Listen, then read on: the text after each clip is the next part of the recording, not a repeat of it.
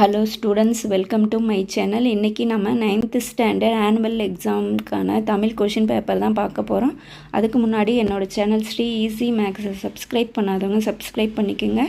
கூடவே பெல் ஐக்கானை கிளிக் பண்ணிங்க. நாங்கள் போடுற வீடியோவோட நோட்டிஃபிகேஷன் உங்களுக்கு வரும். வாட்ஸ்அப் சேனல் லிங்க்கு டிஸ்கிரிப்ஷனில் கொடுத்துருக்கேன், ஃபாலோ பண்ணிக்கோங்க. இம்பார்ட்டண்டான பிடிஎஃப் கொஷின் பேப்பர் எல்லாம் அப்லோட் பண்ணுவேன், யூஸ் பண்ணிக்கோங்க. வாங்க வீடியோக்குள்ளே போகலாம். பகுதி 1 மதிப்பெண்கள் வந்து 15 மார்க்ஸ் கொடுத்துருக்காங்க. எல்லாமே 1 மார்க்ஸ் தான். ஸோ ஈஸியாக நீங்கள் வாங்கலாம். எல்லாமே எங்கன்னா புக் பேக்லேருந்து தான் கொடுத்துருப்பாங்க. ஸோ நீங்கள் வந்து 15 மார்க் வந்து ஈஸியாக வாங்கிடலாம். எதுவுமே வந்து புக்கை தாண்டி கேட்க மாட்டாங்க. ஸோ எல்லாம் புக் பேக்கில் இருக்கிறதான் ஈஸியாக படிச்சுக்கோங்க. அடுத்தது பகுதி 2 பிரிவு 1 4 2 மார்க் வந்து நீங்கள் கம்பல்சரி அட்டன் பண்ணணும். 16 உலகத்திற்கு அச்சாணியாக இருப்பவர் யார், ஏன்? அடுத்தது 17 சாரதா சட்டம் எதற்காக இயற்றப்பட்டது? இது 17 சாரதா சட்டம் எதற்காக இயற்றப்பட்டது? இது ரொம்ப இம்பார்ட்டண்டான கொஷின். 18 கருக்கொண்ட பச்சை பாம்பு எதற்கு உவமையாக்கப்பட்டுள்ளது? 19 கூவல் என்று அழைக்கப்படுவது எது? 20 நீங்கள் பேசும் மொழி எந்த இந்திய மொழி குடும்பத்தைச் சேர்ந்தது? இதுவும் ரொம்ப இம்பார்ட்டன்ட், பார்த்துக்கோங்க. 21 திருக்குறள், ஏதாவது ஒரு திருக்குறள், தொடங்கும் திருக்குறள் இல்லை முடியும் திருக்குறள் அப்படின்னு கொடுத்து கேட்பாங்க. ஸோ ஈஸியாக இது வந்து 2 மார்க்ஸ் வாங்கிடலாம். அடுத்தது பிரிவு 2 இதில் வந்து 5 2 மார்க் வாங்கணும். இதில் 10 மார்க்ஸ் ஈஸியாக வாங்கிடலாம். 22 என்ன கலைச்சொற்கள் கொடுப்பாங்க. இதிலும் எல்லாமே என்னென்னா புக் பேக்கில் இருக்கிறது தான் கொடுப்பாங்க. ஸோ ஈஸியாக வந்து 2 மார்க் வாங்கிடலாம். அடுத்தது 23 பகுபத உறுப்பிலக்கணம். ஸோ விரித்தன்னு இங்கே கொடுத்துருக்காங்க, ஏதாவது ஒன்று கொடுப்பாங்க, புக் பேக்கில் இருக்கிறது தான். ஸோ ஈஸியாக நீங்கள் வாங்கிடலாம். 24 பொருள் எழுதி தொடர் அமைக்க அலை இழை ரெண்டும் ஒரே மாதிரி ப்ரொனன்சியேஷனாக இருக்கும். ஸோ அதுக்கு வந்து நீங்கள் கரெக்டான சென்டென்ஸ் வந்து எழுதணும். அடுத்தது 25 இடிகுறல் பெருங்கடல் இலக்கண குறிப்பு எழுதணும்.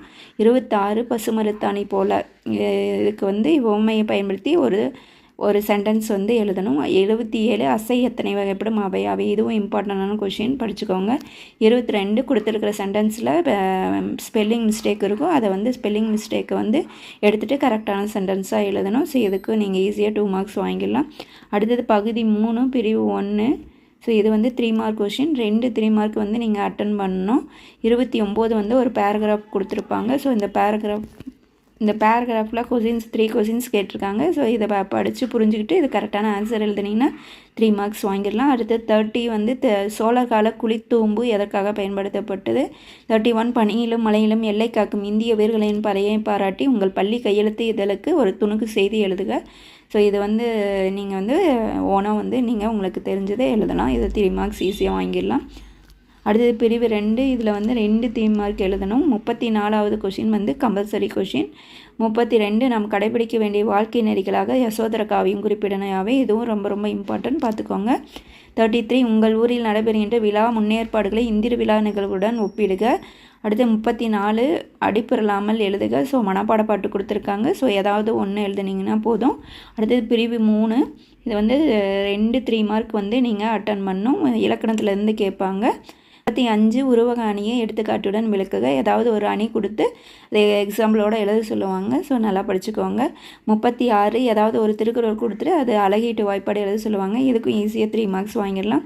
அடுத்தது 37 தன்வினை பிறவினை எடுத்துக்காட்டுடன் வேறுபடுத்தி எழுதுக. அடுத்து பகுதி 4 5 மார்க்கு 5 மார்க் வந்து நீங்கள் எழுதணும்.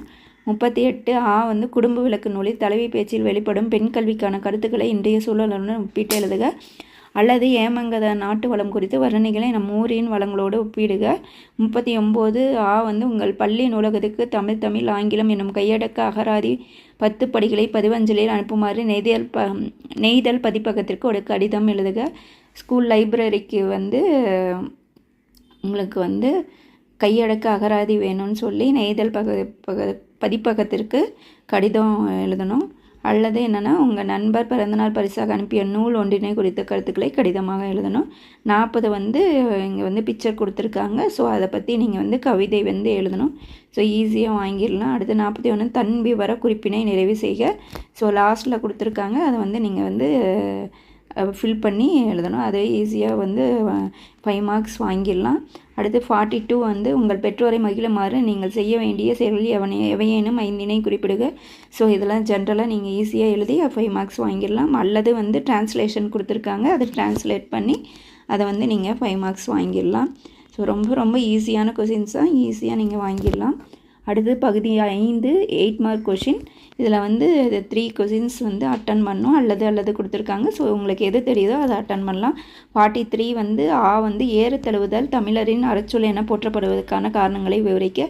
இதுவும் ரொம்ப ரொம்ப இம்பார்ட்டன்ட். ஸோ படிச்சுக்கோங்க. அடுத்தது தமிழ் இலக்கியங்கள் காட்டும் சான்றாண்மை கருத்துக்களை தனி நாயக அடிகளாரின் வழி நிறுவுக. இதுவும் இம்பார்ட்டண்டான கொஷின், படிச்சுக்கோங்க.